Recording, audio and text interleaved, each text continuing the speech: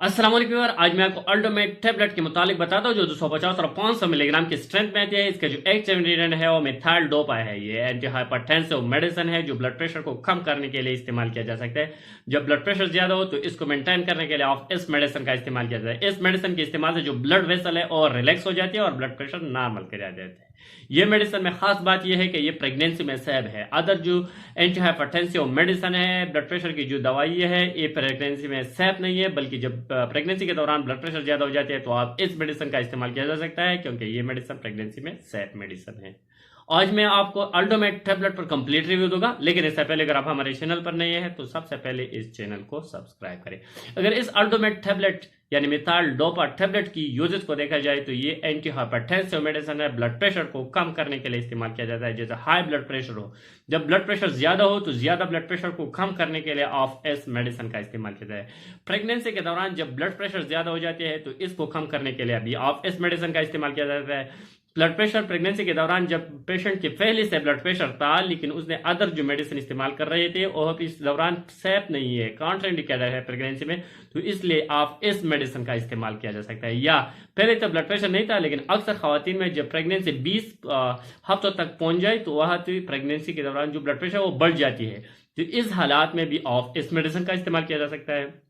Pregnancy के दौरान blood pressure ज्यादा होना बहुत खतरनाक है माँ और बच्चे की दोनों सेहत के लिए।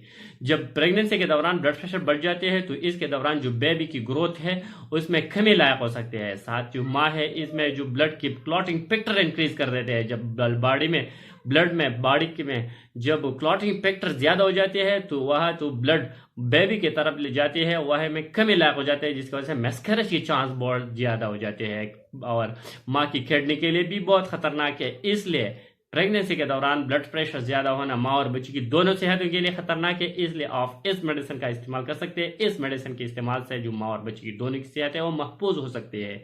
साथ ही अगर रीनल ब्लड प्रेशर हो यानी किडनी में जो मसला है और इसकी वजह से ब्लड प्रेशर ज्यादा हो जाती है, प्राइमरी हाइपरटेंशन में भी इस मेडिसिन का भी इस्तेमाल किया जा सकता है। यानी पहले दफा जब ब्लड प्रेशर ज्यादा हो जाती है तो इसको कम करने के लिए, मेंटेन करने के लिए भी आप इस मेडिसिन का इस्तेमाल किया जाता है। इसके कुछ साइड इफेक्ट भी हो सकते हैं। इसके इस्तेमाल से आपको नाजिया हो सकते हैं, वॉमिटिंग हो सकती है, ड्राई माउथ खा सकते हैं, डेजीनेस भी खा सकते हैं, थोड़े बहुत नींद भी दिला सकते हैं ये मेडिसिन।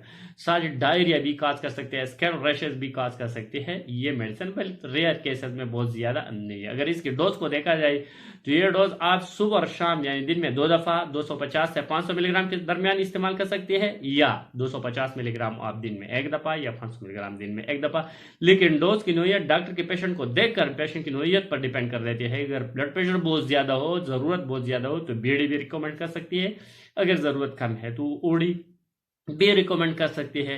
लेकिन आपके डॉक्टर आपको जितने भी डोज जितनी टाइम के लिए आपको रेकमेंड किया इतने ही टाइम में आप इसका इस्तेमाल करें। डॉक्टर के प्रिस्क्रिप्शन के बगैर कभी भी मेडिसिन का इस्तेमाल नहीं करना चाहिए। Thanks for watching.